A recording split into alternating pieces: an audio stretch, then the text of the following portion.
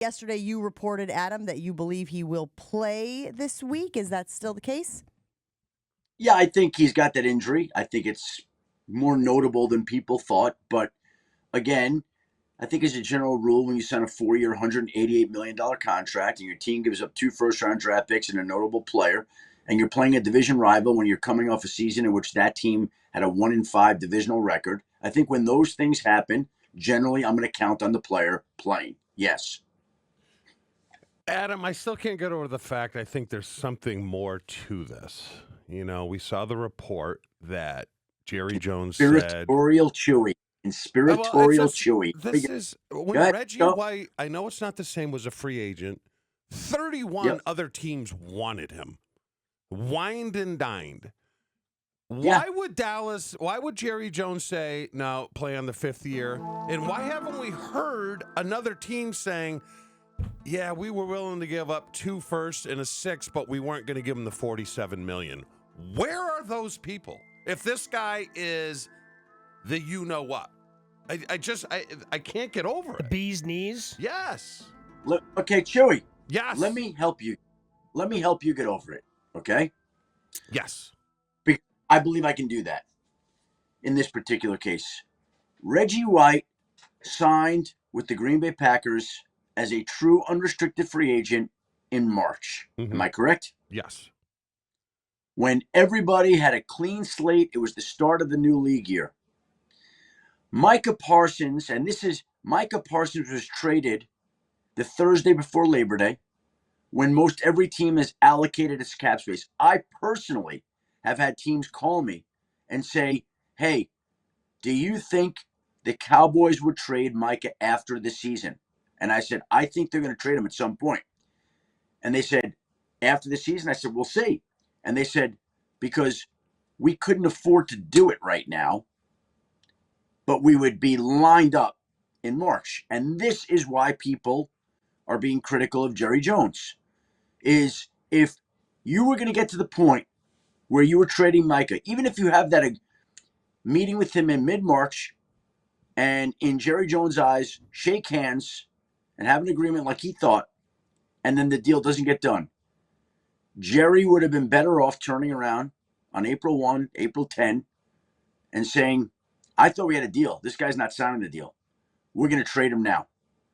And they might have gotten, and I would venture to say they would have gotten more than they got now, and there would have been more suitors than there were now.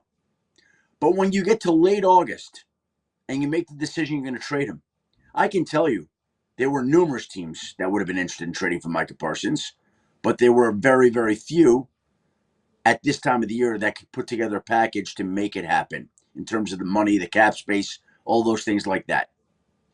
People have floated out Buffalo, Baltimore. Doesn't it make sense to trade him to a contender that's not in the conference? Well, yeah, it does, except Buffalo and Baltimore never could afford to pay Micah Parsons and make that trade today.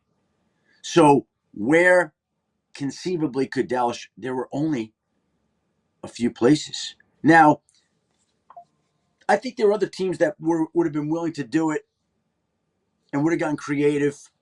I know this to be true, but Dallas wouldn't have been willing to deal the player to those places. So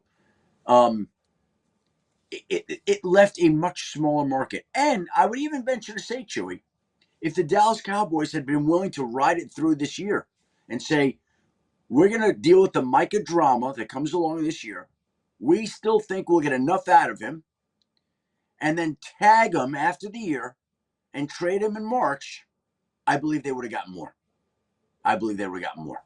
But I look at Adam, and another year you're rolling the dice. I look at if Patrick Mahomes or Josh Allen came available, 31 other teams, maybe not 31, but 25 other teams are saying, I don't care. We'll go get buried in the cap. We're doing it. Is it the gap is so big between Mahomes and Allen to Parsons? Or would you agree with that, Adam? Would teams be trading to get Patrick Mahomes? Well, the Buffalo Bills spent their offseason, as an example, restructuring Allen. They played Christian Benford. They paid Ed Oliver. They paid I mean, the Bills extended a group of about 6 or 7 guys. Yeah. Okay. The Baltimore Ravens spent a ton of money. Like, these teams don't have the money today to do a deal for Micah Parsons, Chewy. Okay. They just don't. Okay. When the Packers traded for Reggie White or Sonny, he was you didn't have to compensate the Eagles. You did it at the start of the new league year. Everyone was basically figuring out how they were going to spend their money, and everybody would have been interested. I would venture to tell you that if Jerry Jones had said on March 1, which he didn't, we are willing to listen to offers for Micah Parsons, they would have gotten offers from probably 30 teams in the league. Okay. Okay? Yep. All right. Adam, you've been doing this for a long time, and I know. Let me say this. Hold on. And I talked about this in my podcast this week. There should be joy in Green Bay. They got a incredible football player. He's one of only 2 players in NFL history that had at least 12 sacks in each of his first 4 years, the other being Reggie White. They got an incredible and there are a lot of people who believe, rightly so, you just don't trade great pass rushers. I go back to the story I tweeted out last week. It's true. In 1992, Carmen Policy, the president and CEO of the 49ers, made a decision to trade Charles Haley to the Dallas Cowboys. Yep. Charles Haley, as you know, Chewy, Yeah, was one of the key figures in Dallas turning it around and winning Super Bowls. And Jerry Jones later said without that trade, Dallas wouldn't have won the Super Bowls. They did. Now, some 33, 4 years later, the Dallas Cowboys trade the pass rusher to the Green Bay Packers, whose president is Ed Policy, son of Carmen, president and CEO of the Packers. Now, again, you get an unbelievable player. There is a downside to this, okay, that you should be aware of. And this is the downside. Next year, the Green Bay Packers will have roughly $125 million in cap space committed to Jordan Love, Micah Parsons, and Rashawn Gary. 3 players.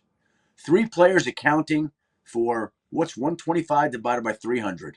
It's a big number. Okay, let's just call it 30% of your cap. 30% of your cap, 3 players. Okay? That's not a simple thing. Like, I've had people say to me that over time, they don't think that that's sustainable. Okay? Now, again, the flip side to that is that's down the line. They're going to have to make roster decisions. They're going to have to come up with money. They're going to have to hit on players that they pick in the mid-rounds. They just gave up 2 first-round draft picks. So there are issues that the Packers have to overcome. But you do that with a generational pass rusher, and you do that at a time where, frankly, Brian Gutekunst and Matt LaFleur both are looking for long-term security and haven't gotten it from Ed Policy, right? So they're not worried about that right now. Adam, I know you mentioned it earlier, and you mentioned it a couple weeks ago when you joined us about how, everything you had been hearing, you weren't going to be surprised if Micah Parsons got traded. But at the end of the day, even though the NFL has been making more player trades in the last 5-10 years, how shocked were you that a 26-year-old pass rusher like this was actually available in a trade? Because you mentioned Reggie White. A lot of the big names that typically move are in free agency. What would you compare this to in terms of a news-breaking day? How big of a deal was this for you? I'll say this, that, on August 19th of my podcast, I posted that I thought the sides were divorcing. And I said, and the clip was posted, I believe he's going to get traded. I don't know if he's going to get traded right now or after the season, but I believe a trade is coming. And the reaction that I got from media, or not media, but fans in Dallas, Cowboy fans, like, oof, some angry, hot people telling me to stick it where, and that I didn't know what the hell I was talking about. Okay? Like, I responded to a few of those tweets over the weekend. I couldn't help but keep a couple of the receipts. You got to take a victory lap. I get you. Yeah. And so I always thought that this was where it was headed. Now, I will say last week, I started getting texts. The trade was made Thursday. I'm just thinking about this now. Wednesday to me was when I said to myself, something's happening here. Like, this is going on. And I was working Wednesday into the night, making a bunch of calls. And I'm just being honest, like Wednesday into Thursday, I had a hard time sleeping because I felt like a trade was coming. And we put out a story on ESPN on Thursday that said the Dallas Cowboys were listening to offers now.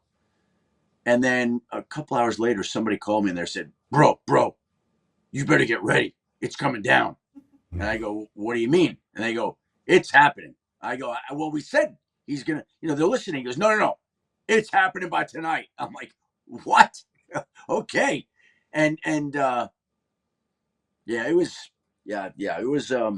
was something. And then an hour later, it happened.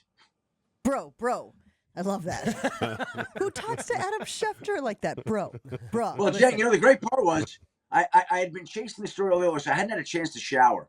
So, like, after I followed the story that the Cowboys were listening, and before I did, I don't know, NFL, I'm trying to remember the whole day. I would have in my journal, but I went upstairs to go shower. And that call came in, like, as I was about to get in the shower. And I'm like, okay, what am I doing here? Like, can I even afford to get in the shower? Do I not shower? Like, what? Bring your phone in there. Oh, 1,000,000%. Adam, don't tell me that you don't bring your phone in the shower. Let me tell you something. It helped drive Woj out of the business. It was one of the reasons he got tired of showering with his phone, like, attached to the shower door. And there are many times that I do that where, like, I have, there's a bathtub next to our shower. I put the phone up so I can see the texts or calls that are coming in as I'm showering. Yes, and sometimes you just have to just jump in there and make it quick. One of my favorite details of when Adam Schefter joins the show is when his phone is just pinging next to him, as it is this morning. All right, Adam, last thing before we let you go, because we know you are very busy. Of all the games on the Week 1 slate, and of course the Cowboys-Eagles will kick things off tomorrow night, which one are you most looking forward to? Which one are you going to be glued to? Not one in particular. It's really? just the steady diet of football. But, and I'll say this, Jen, I have my 2 fantasy drafts tonight, one at 6 o'clock Eastern, one at 8:15 Eastern. I'd be much better prepared to answer that question after I know who's on my fantasy teams, number one. But fair.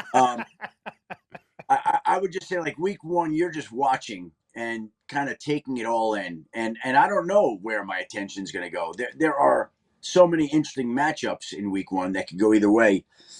I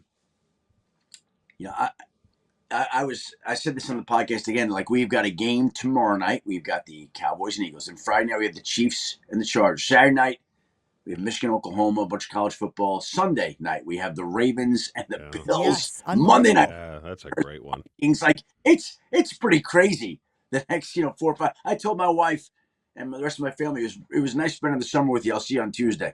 And, of course, the Packers and the Lions play Sunday afternoon at Lambeau Field. Adam, we appreciate you hanging out with us. Good luck in your fantasy drafts. I did see that you have Matthew Golden listed as a late pick, as a sleeper pick potentially for wide receivers. So let us know if you get the Green Bay Packers rookie on any one of your fantasy teams. I appreciate everybody talking today. Enjoy Week 1, and congratulations on the acquisition of one Micah Parsons. Oh, thank you. Thank you so much, Adam. That means a lot coming from you. Yes, Gabe. My pleasure. Hey guys, it's Jen from Jen, Gabe, and Chewy. Thanks for watching our clip. I'm sure it was super informative and educational. I'm just kidding. I love those knuckleheads. And we do it live every Monday through Friday from 7 to 9 a.m. on 94.5 ESPN Milwaukee. Make sure that you like and subscribe and hit that notification bell so that you get informed anytime we drop new content.